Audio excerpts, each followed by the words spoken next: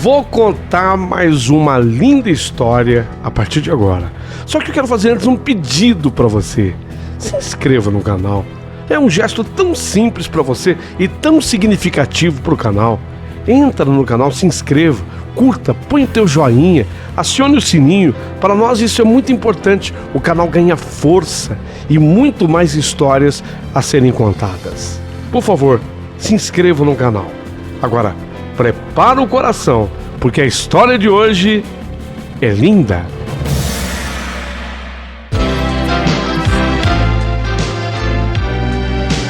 Rádio Emoção. Paulinho, boa pessoa. A verdade de cada um.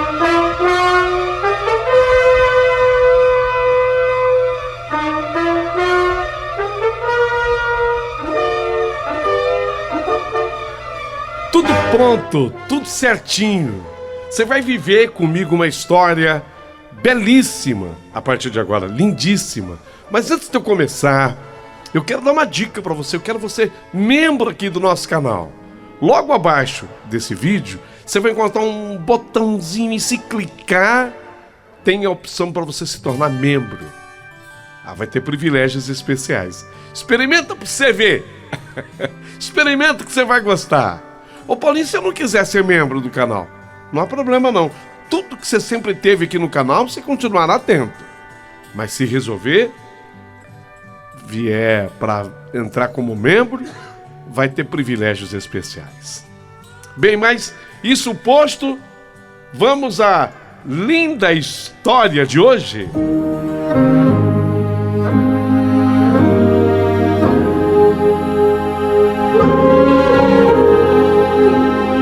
Pequenininha. Eu tinha 6 aninhos de idade. Não tinha 7 ainda. 6 para 7. Quando meu avô Nonato me escolheu. Na opinião dele, eu era uma menina linda. Conforme ele mesmo falava, eu era uma princesa. Daí, o vovô Nonato entender que eu faria bem aquele papel. Enquanto ele cantasse com a sua viola nas ruas e praças de Imperatriz do Maranhão, eu ficaria com um chapéu na mão, onde os populares colocariam suas moedas, suas notas, para ajudar no sustento de toda a nossa família. Era assim, era assim. Logo no primeiro dia que meu avô me levou, eu dei sorte. Foi de acordo com o vovô o dia que mais ele arrecadou. Bastou para que a partir daquele dia eu me tornasse sua companheirinha constante. Ele me chamava de companheirinha. Era assim que ele falava. Ô Letícia, vá se trocar. Vai, minha companheirinha.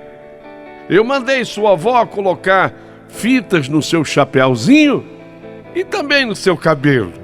Nós vamos sair para as ruas. Vamos atrás do sustento para nossa família. Vai, minha netinha Letícia.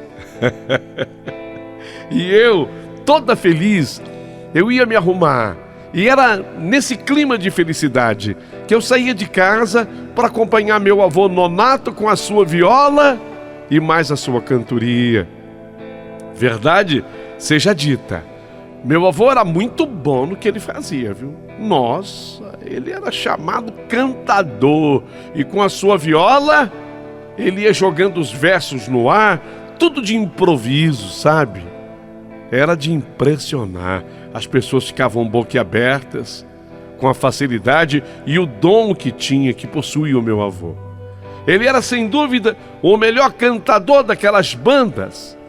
Saía cantando por toda aquela região ali de nossa cidade. A nossa cidade, inclusive, fazia fronteira com o Tocantins, o estado, e muitas vezes íamos para lá, onde a arrecadação era sempre muito boa, porque nesses casos os fazendeiros bancavam as cantorias do meu avô. E foi exatamente assim. Eu, como uma espécie de tesoureira, eu ia arrecadando dinheiro ganho, e quando nós voltávamos para casa, muitas vezes antes, passávamos pelo mercado, pelo armazém, seja lá o que fosse. e levávamos mantimentos para casa, da compra para casa. Ei, eu quero ali, ó. Corta para mim 2 quilos daquela carne seca ali. Meu avô gostava da carne seca. Me corta aí 2 quilos daquela carne seca.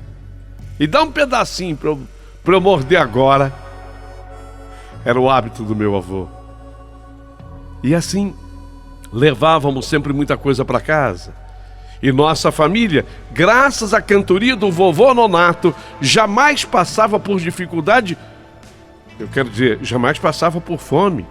Coisa que, infelizmente, era muito comum de acontecer com a família daquelas bandas, sabe? Lamentavelmente, muita gente passava fome naquela época, naquele momento.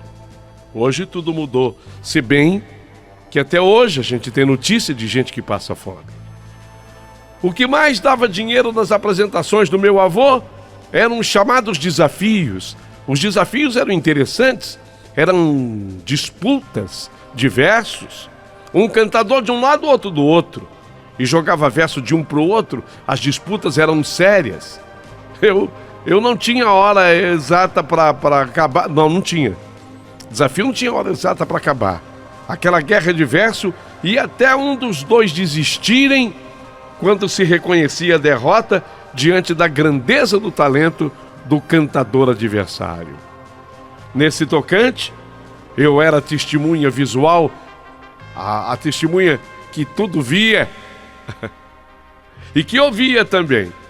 Então eu era testemunha auditiva e visual do que acontecia. E meu avô era imbatível.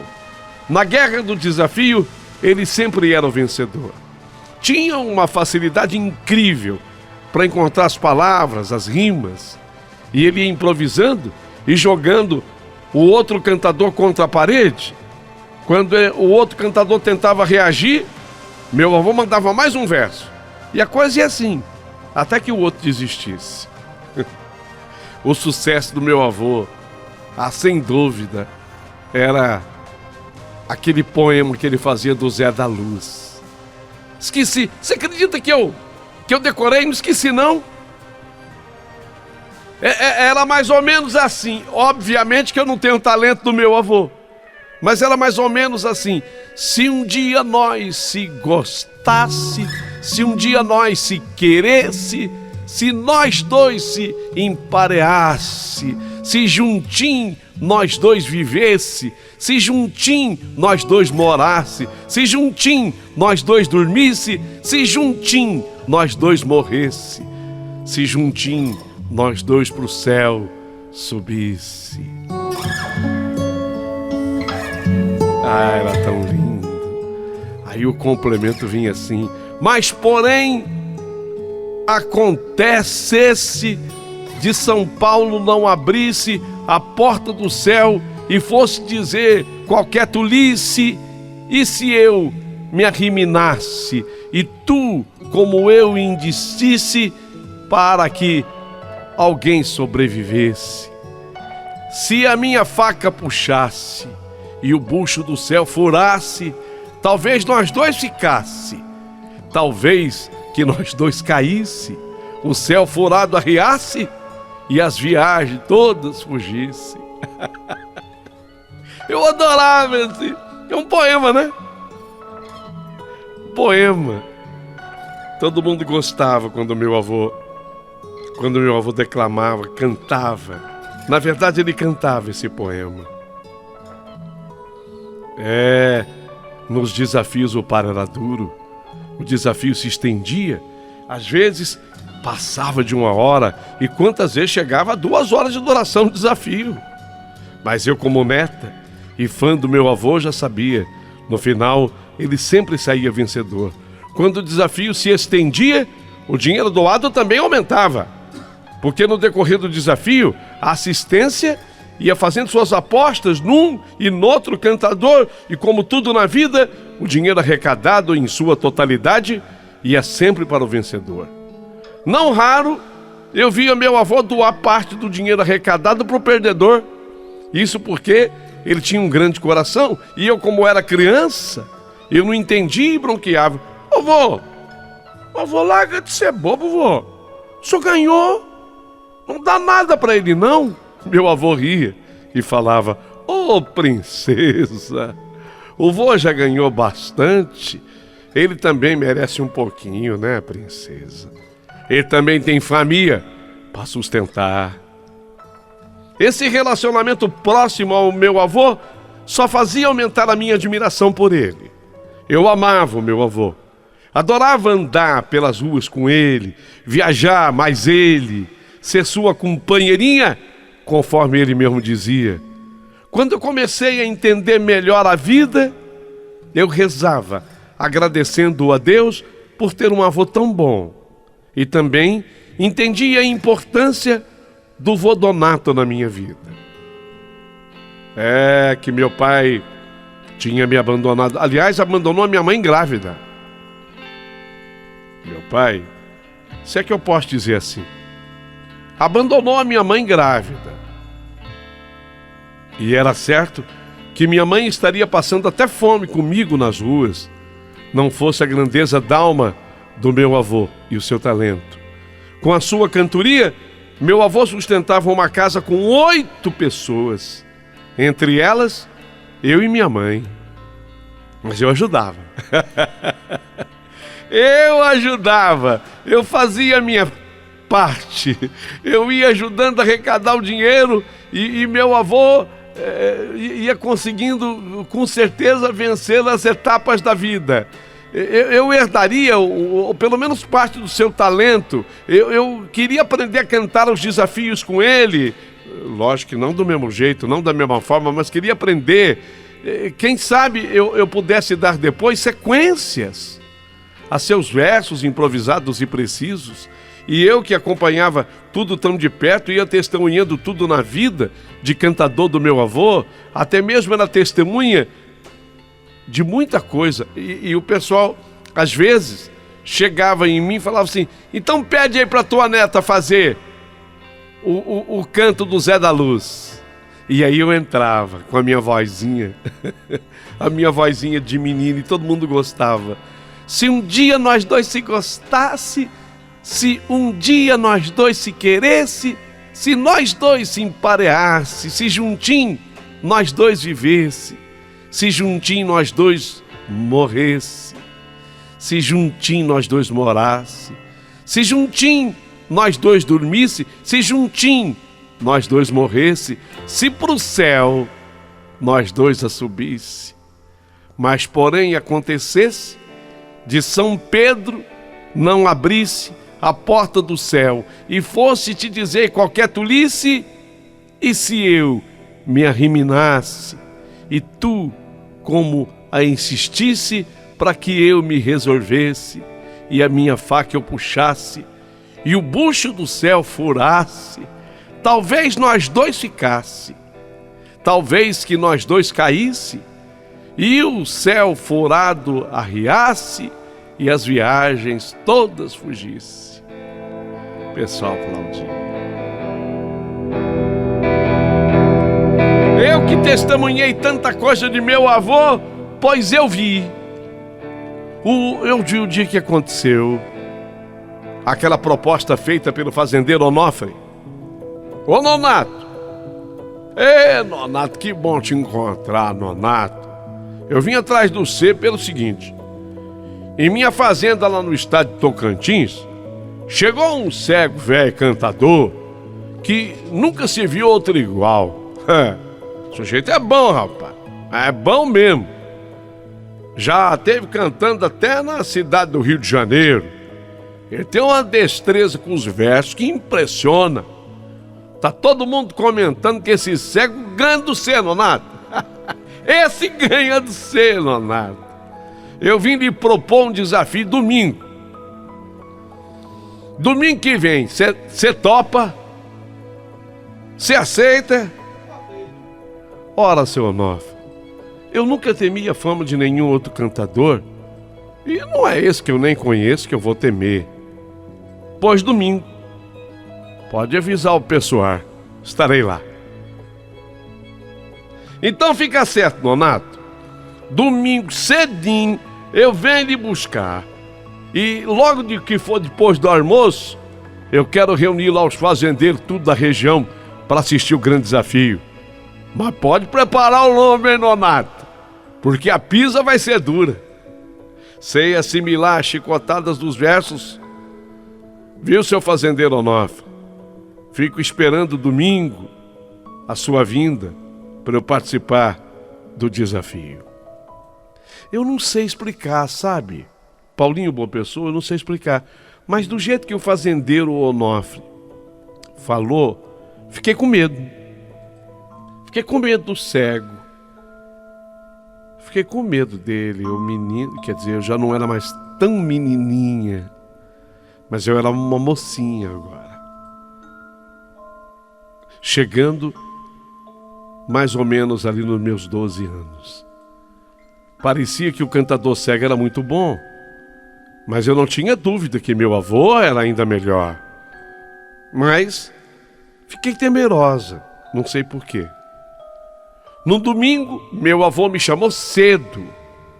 Minha avó me trocou, colocou meu vestido branco de renda, me deu as fitas que eu colocava já no cabelo, tinha aprendido. Apanhou também o meu chapéu cheio de fitas, que era usado para arrecadar o dinheiro em grandes ocasiões. Aquele domingo prometia.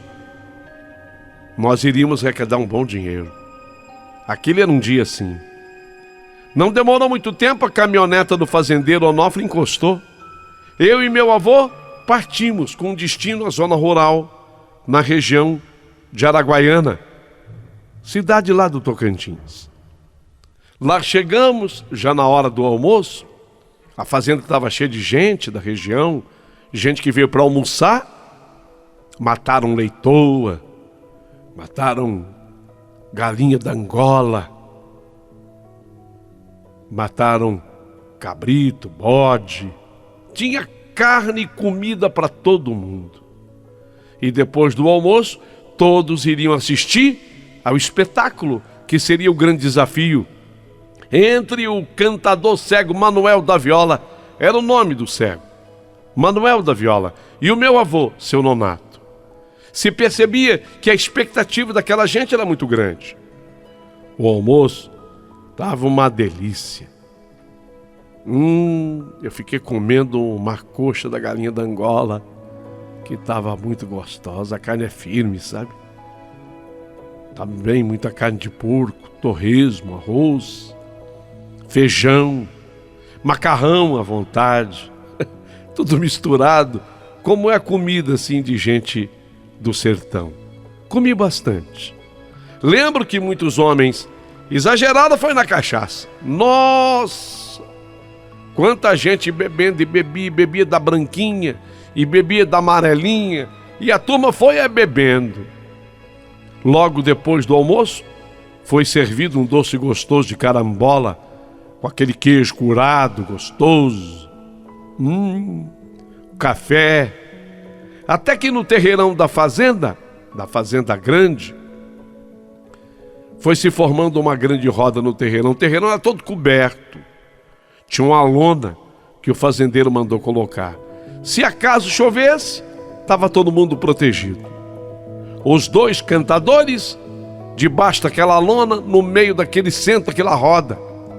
E eu, lógico, ia completar 12 anos. Faltavam, na verdade, 3 meses para eu fazer 12 anos. E, de repente, as violas começaram a tinir e os versos começaram a ser jogados de um para o outro. E a qualidade dos versos era muito boa. E tamanha explosão de aplauso. O cego, Manuel da Viola, Mané da Viola, o cego de fato era muito bom. Ele sempre tinha respostas para os versos do meu avô. Tava na cara que aquilo ia longe. E lá se foi a cantoria. A melodia da cantoria foi mudada umas 3 vezes. Quando o desafio vai ficando longo, eles vão mudando a melodia da cantoria. Pra vocês terem uma ideia, já tinham mudado a melodia da cantoria 3 vezes. Mas os versos não paravam.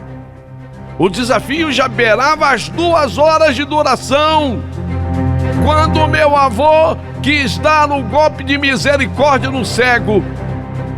E eu não sei de onde meu avô arrancou aquele verso que era para ganhar, que era para terminar, que era para acabar com tudo, e meu avô mandou o verso.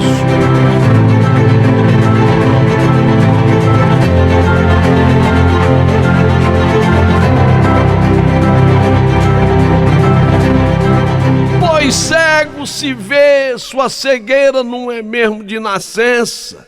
Alguém furou os seus olhos, não suportando ver sua presença. De quem via tudo com inveja e não merecia do dia a luz. Justiceiros do mundo lhe deram de castigo essa cruz, que agora tu acha pesada e comigo quer dividir. Pois carregue a madeira sozinho, se for homem, não vá desistir. Mas, como disse, eu duvido, tô pronto para lhe ajudar. Passe já a cruz para os meus ombros e corre e vá descansar, que covarde tá sempre em fuga, tremendo de medo da peia. Assim como sei que tu foges, não só de mim, mas tu foges também, cego, da cadeia.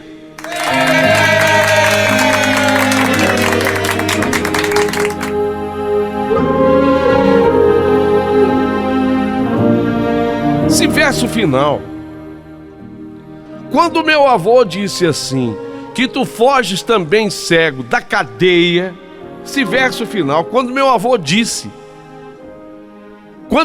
falou esse verso, o cego Manuel da Viola fugia da cadeia. Quando ele falou isso para o Manuel,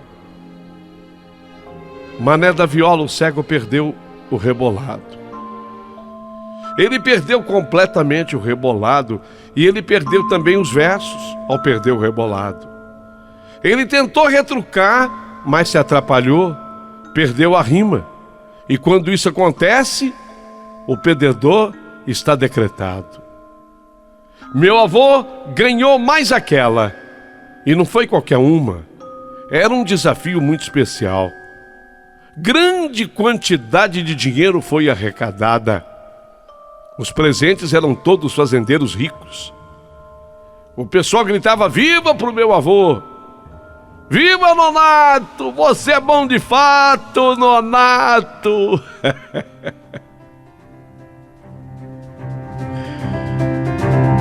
Pede aí pra Tonetinho fazer o verso do Zé da Luz.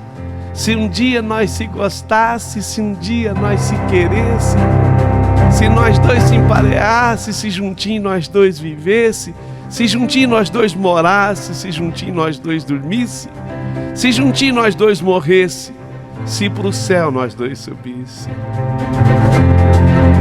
Ei, Nonato é o ganhador, leva tudo. O vencedor leva tudo. O cego, mau perdedor, saiu xingando, ele saiu resmungando. Ele saiu possesso. O cego saiu com raiva, com ódio até. Escutava os homens dizendo que meu avô derrotou o cego ao dizer que ele era fugitivo da cadeia. Mas, ô Nonato, de onde você arrumou isso? Que ele fugiu da cadeia? Porque o homem perdeu o compasso. Quando você falou que ele é fugitivo da cadeia, ele perdeu o compasso. Onde foi que você arrumou? Você teve alguma informação, alguma coisa? E meu avô só falou e eu escutei. Explicou para todo mundo. Não, eu vi no Manuel da Viola as tatuagens que só na cadeia que se faz, só condenado da cadeia que tem. Naquele tempo era assim. Neste momento ao qual me refiro, e eu não estou ofendendo nenhuma pessoa que tenha tatuagem, mas naquele tempo, naqueles remotos anos, era assim. Meu pai conseguiu ver uma tatuagem no cego. E isso acabou com o cego. Mas eu nunca pude compreender o ódio que o cego passou a sentir do meu avô daquele momento para frente. Porque aquela cena eu nunca mais vou esquecer em toda a minha vida. O cego se retirou do terreirão e só mais ou menos meia hora depois, acompanhado do seu guia, o cego voltou. Uma mão no ombro do guia, era a mão esquerda, no ombro do guia, e a outra mão, a direita, estava no bolso do cego. Quando o cego chegou perto, quando o cego se aproximou do meu avô, o cego gritou: cantador nonato, responda-me onde tu tá, que eu quero saber de onde vem a sua voz. Se for homem, não for covarde, nonato, grite de onde tu tá. E meu avô, que nunca de covarde teve nada, ele gritou: pois estou aqui, Manuel Viola. Pois estou aqui, Manuel Viola. E eu só vi um momento, quando o cego sacou do bolso uma pistola, uma arma de fogo, um revólver. E ele apontou na direção de meu avô e puxou o gatilho. Vai morrer!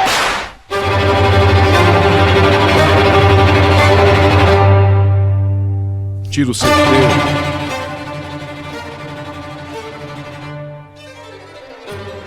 Tiro certeiro e bem no coração do meu pobre avô.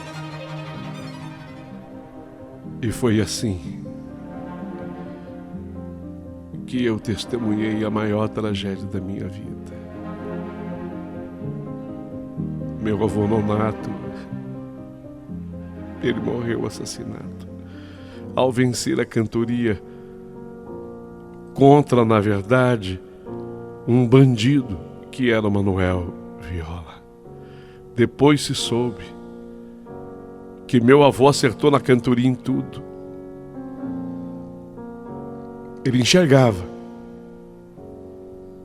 mas depois de ter matado uma pessoa e não satisfeito, matou o filho dessa pessoa, ele acabou preso e a família pediu que os prisioneiros furassem os 2 olhos dele. Ele se tornou cego na cadeia. Teve lá os 2 olhos furados. Os 2 olhos vazados. Ao ser descoberto pelo meu avô como fugitivo da cadeia, porque de fato ele o era, ficou revoltado e matou meu avô. Na hora muita gente correu, mas muita gente também correu para o lado do cego, agarrando-o. Avisaram a polícia, que não demorou muito tempo para chegar, e levou o Manuel da Viola para o lugar de onde ele jamais deveria ter saído, a cadeia. Até hoje eu me pergunto como meu avô descobriu que ele não era cego de nascença. Ninguém tinha dito nada para o meu avô. Como é que ele descobriu que ele era fugitivo da cadeia? A tatuagem explicaria tudo? Eu acho que não. Hoje eu tenho certeza que a cantoria de meu avô, ela tinha um quê de espiritual. A verdade era essa. Tinha um quê de espiritual. Da morte do meu avô para frente, a vida ficou mais difícil. Mas com ele, eu aprendi a ter garra. Não consegui herdar o dom e nem os seus versos, mas herdei a sua garra. E eu assumi a viola dele a partir daquele dia. E embora eu só soubesse uma melodia, com ela eu continuei cantando os versos do meu avô e ganhando um dinheirinho para ajudar a família. Até que o tempo correu, passou, eu estudei, cheguei a me formar professora. Graças a Deus, para minha família nunca faltou nada. Me casei, depois me mudei daquela região, vim para o Sudeste. E é aqui que hoje ainda vivo e é daqui que hoje te escrevo. Mas dentre tanta coisa que eu aprendi com meu avô, tantos versos, tanta cantoria, tem uma em especial que eu gosto, sabe, de cantar. É uma eu gosto de cantar.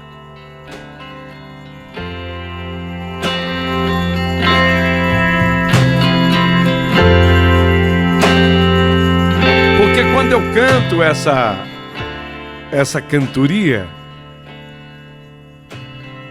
eu penso em Zé da Luz, mas eu substituo o Zé da Luz, que para mim virou o espírito de meu avô. Eu substituo por ele. E aí eu apesar de saber uma melodia só na minha violinha, eu canto assim, pensando no meu avô.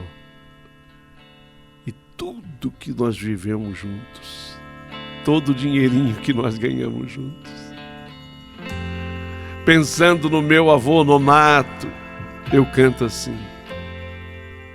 Se um dia nós dois se gostasse, se um dia nós dois se queresse, se nós dois se empareasse, se juntinho nós dois vivesse, se juntinho nós dois morasse, se juntinho nós dois dormisse, se juntinho nós dois morresse, se pro céu nós dois subisse.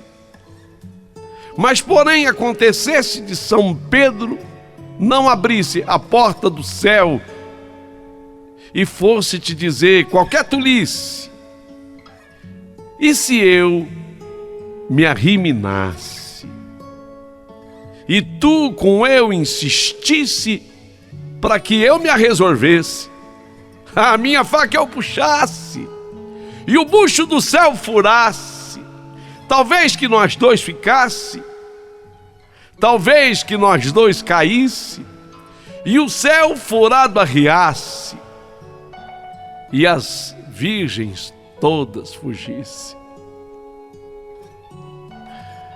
Oh, meu avô, que saudade. Será que um dia, meu avô, nós vamos nos encontrar no céu? Será, meu avô? Se isso de fato acontecer, por favor, vô Nonato, me espere logo na entrada do céu, com a sua viola, e eu quero, quando eu der o primeiro passo dentro do paraíso, escutar a sua voz. Se um dia nós dois se gostasse, se um dia nós dois se queresse, se nós dois se empareasse, se juntinho nós dois